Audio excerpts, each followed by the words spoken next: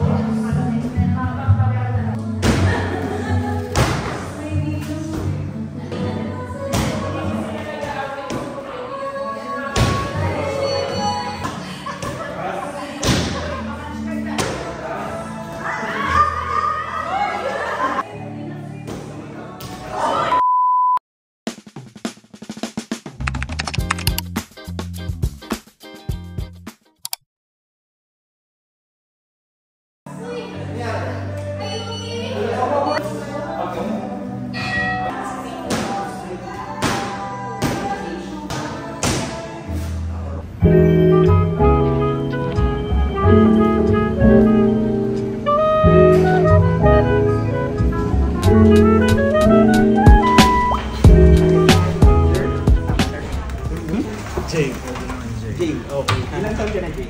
26. 26. Oh. I got injured po na during Muay Thai. Kaya pwede po magpakita ng Sure. pain. Parang lagi po siyang non-contact. May pain na talaga. Parang kung gumagano yung tuhod. Parang unstable. Okay. During mga 14, 13, 14, nagpa-MRI po. But sabi sa akin, since bata pa, gagaling. Pero what specific finding yung nakita sa MRI? Do you remember? I cannot remember. Oh, please. Okay.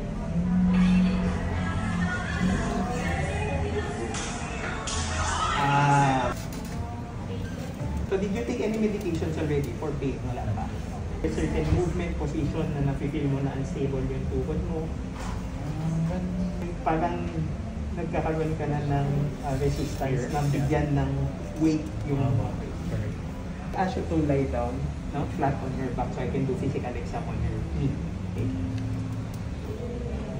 As you can see, ma'am, no? Ito kasi yung patella or kneecap. Makita mo ito, medyo superior or nakaangat siya compared to dito. Napansin mo yun, ma'am, no? Ito kasi nandito, ito nandito siya. Parang nakaganon siya. Wala siya sa place niya, no? Okay. Sige po. Okay na, ha? The extent of severity ng injury, MRI will give us that answer, no? So once the result is available, you can follow up. Okay? Just take one capsule twice a day, one in the morning, one in the afternoon, no? Okay? If you have no further... Hi, hello everyone. So yun, you heard what the doctor says. Just need to follow ano yung sinabi ng doctor. So looking for an MRI appointment for my knee, of course, kailangan pa rin. I know God will heal me, but still, you still need to follow the procedure ng mga doctors. Sama lang kayo sa journey. To become a diamond, kailangan ka talagang kiskisin ng gano'n eh, but it's okay. That's part of the process. To be decided pa yung clinic or hospital na pag aanohan. So as you can see as well, kasabay nung kanina sobrang kapal ng buhok natin. Kasi tagal natin na stuck lang sa bahay. But had to get a haircut. Then yan, okay na ulit. But it's all mental, but God, yun lang. So follow me with this process and journey, and see you on the next